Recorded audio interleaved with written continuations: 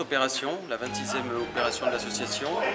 Et on est un peu contraint par le temps puisqu'il faut que tout soit repeint dans la journée. Donc on va passer une couche de peinture à l'ocre ce matin, une deuxième couche cet après-midi.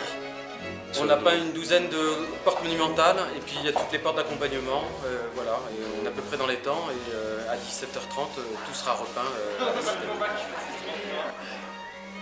Alors à Blagne, on a fait un mélange d'ocre pour être raccord avec ce qu'on avait trouvé sur les anciennes traces d'origine de peinture.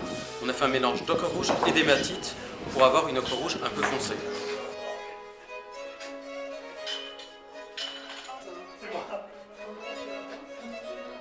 L'inox, c'est un oxyde de fer naturel qu'on trouve dans la nature, dans des mines ou dans des carrières.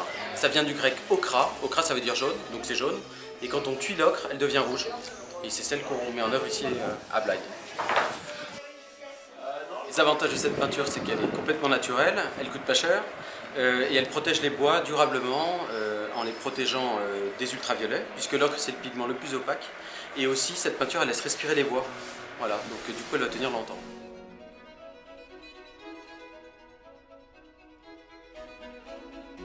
On va mélanger la farine et de l'eau et l'incorporer à ce mélange.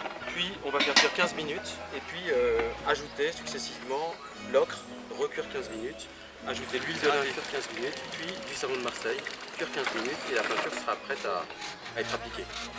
Les ingrédients, c'est que des ingrédients naturels, donc de l'eau, de la farine, de l'ocre et du savon de Marseille.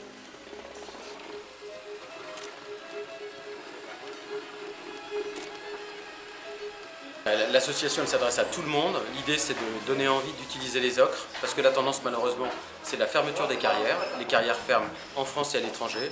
On veut donner envie de les utiliser pour montrer que ces pigments ont encore de l'avenir.